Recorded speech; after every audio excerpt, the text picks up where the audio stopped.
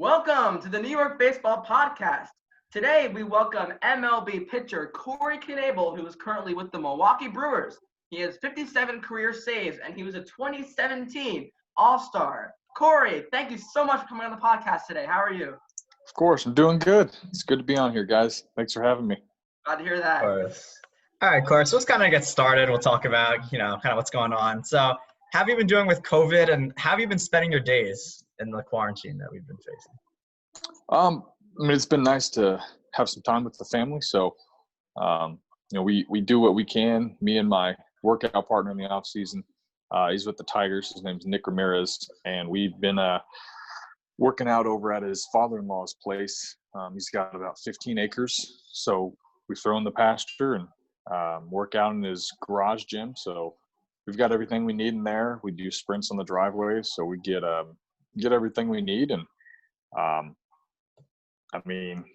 that's really been it. And then I come home, and I've got my crazy 2.5-year-old to keep me keep my conditioning up. So it's been it's been okay. We're ready to go. That's awesome to hear that you've been busy with the workouts and your partner, Nick Ramirez. It's awesome. So our next question is going to be draft themed because obviously tonight's the MLB draft. So we just wanted to ask you, what was it like to be drafted? Like, what was that feeling? Like, what was the process and like within that time? It was a great feeling. Also a great surprise. I remember I was with my family, my parents, and actually at the time was my girlfriend, now my wife.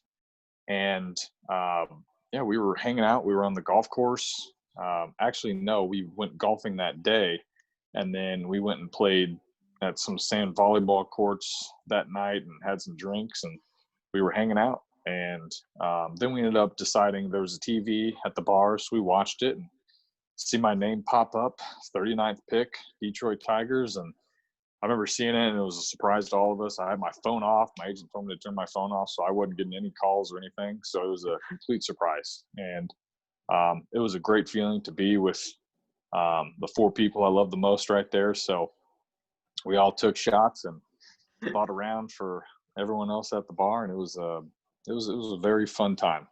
And of course, great experience. Right, and of course this year is going to be all virtual, obviously, but I'm sure it'll still have somewhat of an impact on the families and everything, even though it is virtual, kind of like this. Yeah, it's all going to be the same. You're going to be with your family right there. I know, the top 5 picks, first rounders are usually there at the studio, but it's going to be really special having them with all their families, and I'm sure they're going to all be on Zoom calls and watching it live too. So it's going to be a very memorable experience for them either way. Yeah, for sure. Definitely. That's the moment kind of everyone looks forward to. So yeah. So kind of move on. I know in 2019 you had to undergo Tommy John surgery. Just kind of want to talk about kind of what that was like and how your recovery is going and when you anticipate a possible return to baseball. Well, it was not really fun to make that decision to get the surgery. I know I was coming off of 18 where we had a great postseason, and then 2019 spring training, I was feeling great. It was probably one of the best spring trainings I'd had and feeling awesome. Everything was going good. And then, just that one game really sucked. I knew something was wrong, and now missing that entire 2019 season definitely was not cool. So, I've been out now all of 2019, and now I'm out now. So we're still not playing. So, I was going to be getting ready to go before the whole COVID shutdown happened. I was going to be, maybe a month out doing my rehab assignments. So right now I'm trying to do whatever I can. I'm about to start facing hitters to make sure that I'm ready whenever to go, so I won't mentally. Right, and you've had a long. I think I lost y'all. Yeah. Yeah. Okay, so I stopped the recording for right now. I can always edit it and go back, but I think we're on good Wi-Fi now. We've had a little bit of better now. Connection interruption. All right, so basically, if all the Wi-Fi is good now, we're just gonna jump right back into it and pretend like nothing happened. All right, and I think we're all good on Wi-Fi now. Yep, we all look good. All right, here we go. So Noah, we're gonna record again in 3, 2, 1. All right. So yeah, of course. You had a long time since you've last played because of your Tommy John surgery and the COVID shutdown. So you've had an especially long time since you played. Yeah. Yeah. It's been a good bit. I think a year and a half now. So I'm itching to go. I know that. Exactly. Yep. So going from TJ surgery to your 2017 season has got to be a fun topic for you. So we're going to ask you about this. So in 2017, you had 39 saves, a sub-2 ERA, 1.78, and you made the All-Star team. So we basically wanted to ask you, like, how was the All-Star game experience like, and how were you able to? I don't want to say like how were you so good because obviously you're an MLB player, but like how did you prepare for that amazing of a season that you had?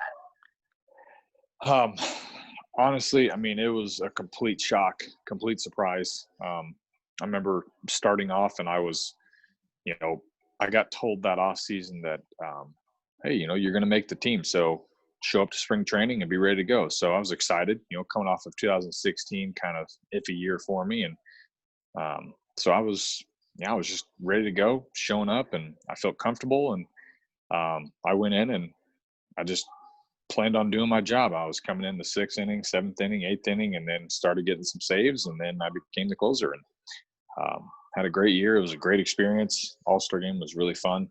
Of course, I didn't get to pitch in it. It was a bummer, but being there with all those guys and a lot of talent was really, really something special. So it was a once-in-a-lifetime experience, and I got to experience it. Were you in attendance for Judge's show at the Home Run Derby that year? Yes, I was. I was there for the first 2 rounds that had happened. So all 8 players, and then the next round, and then that's when I left because we had to get to dinner. All the restaurants were starting to close. So my family was there, my wife's family was there, and my agent. So we all went to dinner. So we got to watch the rest of it on TV at dinner. Yeah. Yeah. I mean, so like one more question about the All-Star game. So how was the whole vibe of like Marlins Park and like and during that city, like Miami is such like a party city and the All-Star game and everything going on, just like what was the vibe of like the All-Star game like? Was it like what was the thrill? Well, it was Pitbull had played Yeah. pregame show, so I mean that was just perfect. Everybody loved it. Hometown for him right there. It was it got pretty lit in that stadium. We enjoyed it. It was a nice concert for everyone to be there for the Home Run Derby, and I mean it was packed. There's a lot of people there, and of course Miami it's a very, very crowded place. And during the All-Star game, it was the same. People were there to watch a lot of talent, and it was a great experience over there at Marlins Park. Yes, certainly. So kind of move on. Also, 2017, I know you set a major league record, where you had 38 consecutive games as a reliever where you recorded at least 1 strikeout. So you kind of want to talk about like what that means to you. And also just a question I have is like, when you were reaching the end of that streak, like, were you trying to strike out people just for that record, or did it kind of just like happen almost? Man, I remember I never tried. They just kept happening. And then I got told, I want to say at like 30, maybe 31, whenever I tied somebody. That was when I first started getting in my head, because my clubby was like, hey, congrats. And he brought me the ball and he was pumped and said, hey, we need to take your hat. We're going to put this, they're going to put this in the Hall of Fame over at Cooperstown. And I was like, oh, I mean, this is cool. He goes, hey, a couple more and you'll break the record. And so, of course, after hearing that, then it got in my head. So I remember there was one outing where I blew the save, and they tied. It was against Pittsburgh, and they tied the game up. And it's like, well, I already blew the save. Now I got to try and strike somebody out. I got to keep this streak going. So, and I did it, kept the streak going. But I remember that was the only time I really like tried to strike somebody out. Other than that, it just kind of happened. Yeah. Yeah, and just speaking of like so many strikeouts, and I'm sure you've had a lot of tough matchups in your career as well, with the level of talent that comes in the hitting offensive side. So can you just kind of go over what was your most memorable strikeout, or like the one that you remember the most, whether you struck out like, I mean, like, I don't know if you've ever faced Mike Trout in your career or Lindor, like any of those like perennial MVPs, like what was your most memorable strikeout in your career? I mean, I've got a couple of guys that are definitely most memorable. Paul Goldschmidt is probably one of the most tough hitters that I faced, and he's one of my favorite hitters to face because, I mean, he went to Texas State, I went to Texas, so we're close to each other, and not personally close to each other, but we went to school close to each other, and he's a really good hitter, and I've struck him out, but he's gotten me a couple times. But I'd say my most memorable strikeout would be Justin Turner. It was actually game 1 of the National League Championship Series in 2018, and I struck him out to get my first postseason save. Wow. So that was definitely my most memorable strikeout. He had about, I want to say it was an 0-2 count, and I threw about 12 pitches to him, and all of them were fastballs up, and he kept fouling them off, and then finally struck them out. So that was the one. That was the strike. If I remember correctly, I watch highlights all the time because like I'm just like, there's no baseball going on right now, so I just go back and watch those games. That was the last out of the game, right? Correct. Yeah, I remember that was vividly. The last out of the game. Yeah, you blew me with a high fastball. I remember that vividly now. Yeah. Yep. So kind of like a follow-up question on that question about strikeouts and hitter versus pitcher, like mind games and everything. When you pitch, obviously you have some sort of game plan, right? Like, okay, this is what I'm going to throw. I'm going to try and hit my spot. I'm going to try to hit him and chase an off-speed in the dirt or a high fastball, whatever it is. How often do pitchers miss their spots in the MLB? I'm just wondering because it's gotten pretty hard. All the time. Yeah, I think starting pitchers, in particular, they will hit their spots more often than not. But also, they're the ones that are facing the same exact hitter 2 or 3 times, maybe even 4 times in an outing. So they need to be particular. Okay, I have to get this in this spot. Relievers, most of the time we're facing a hitter once in a game. So I'm trying to throw it as hard as I can. And when they call fastball outside, I'm really not aiming outside. If I get it outside, perfect. But other than that, I'm just aiming low or I'm aiming high. That's all I'm doing. So I don't try and go inside or outside. I try and throw a strike. And the way I see it is that hitting is really hard.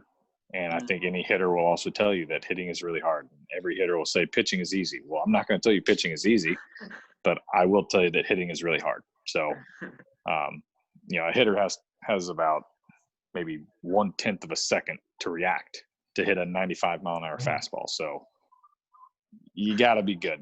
Yeah.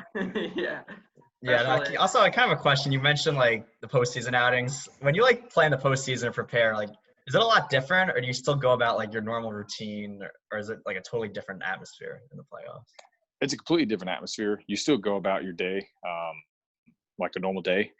Nothing has changed there, but you also have to realize that your adrenaline is going to be shot through the roof compared to any other outing. So you really have to try and maintain it and not try and overdo it, not try and overthrow, and not try and do too much because, the atmosphere is very, very intense. It's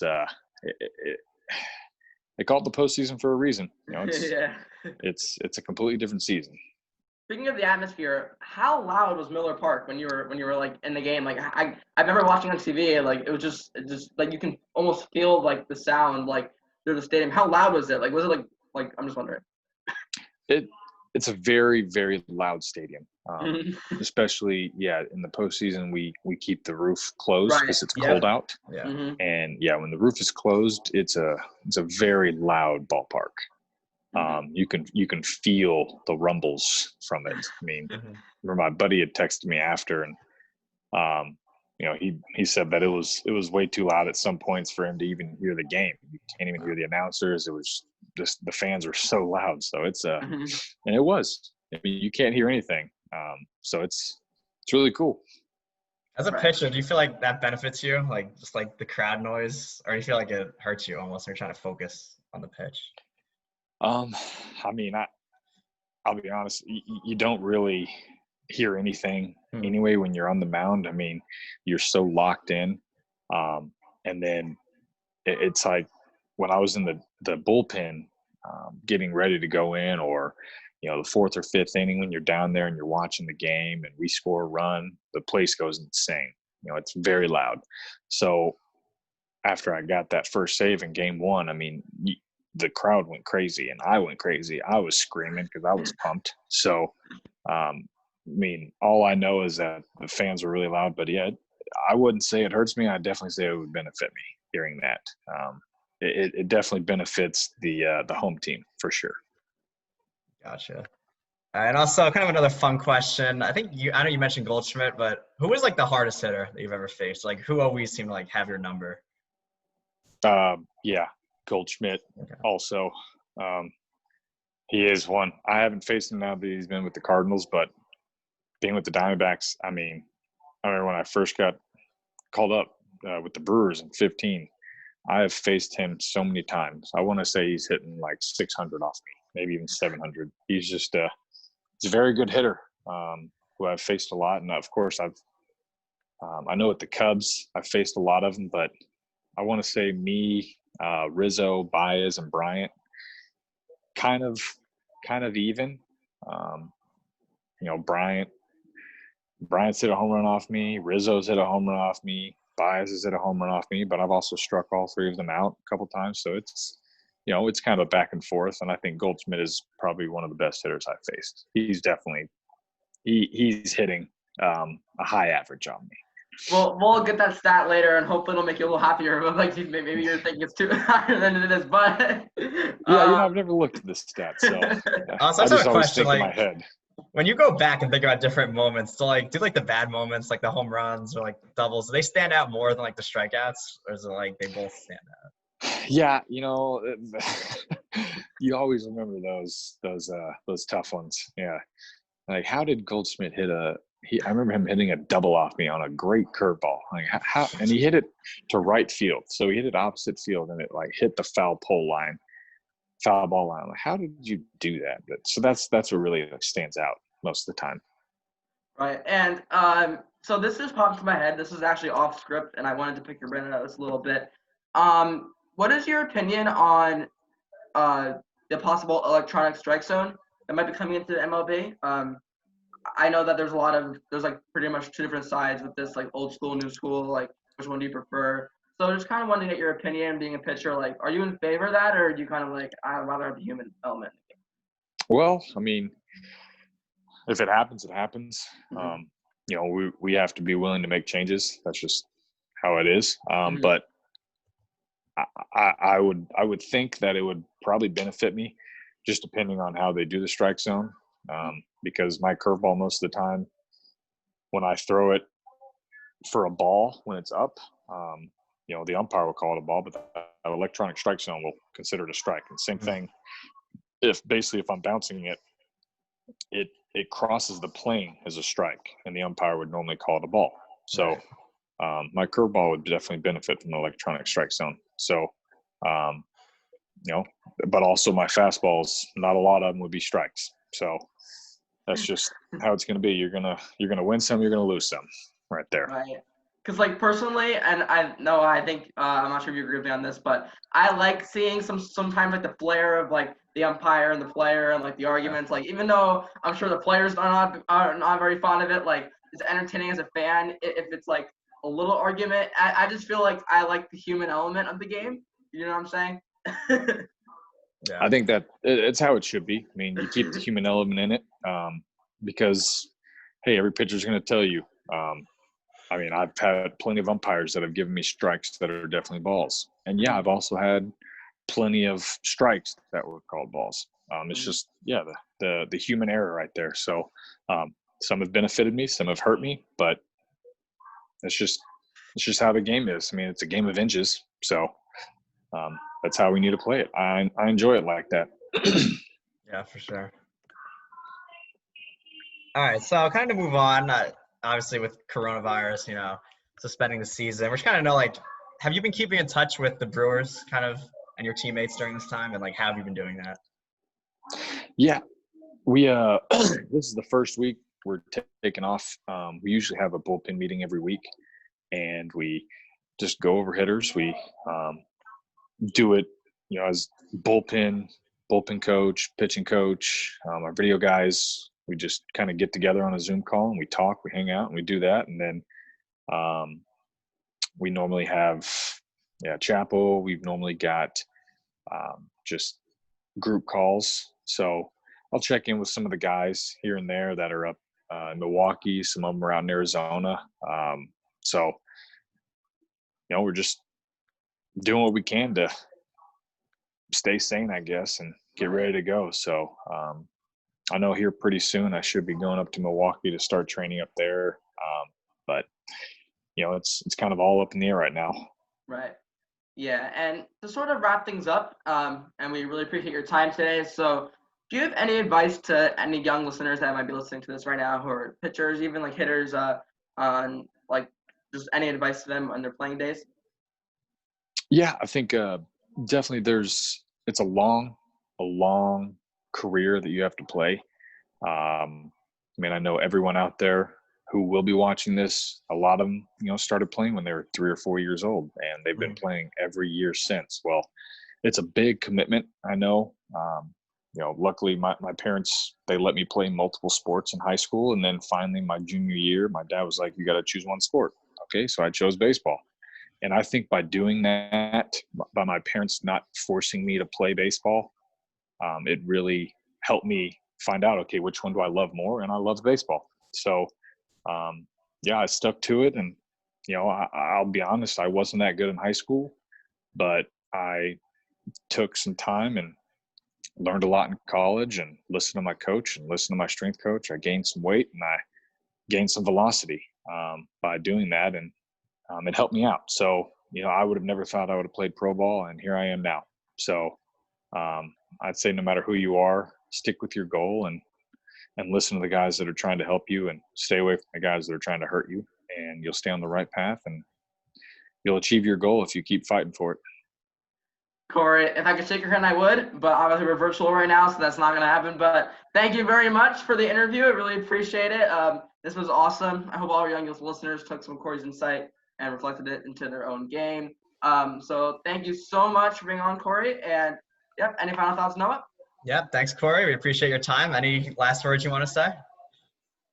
No, appreciate y'all having me on, guys. It was a pleasure. So enjoy this and stay safe, okay? Yep. Thank you. All right. See you guys. Thank you, Corey.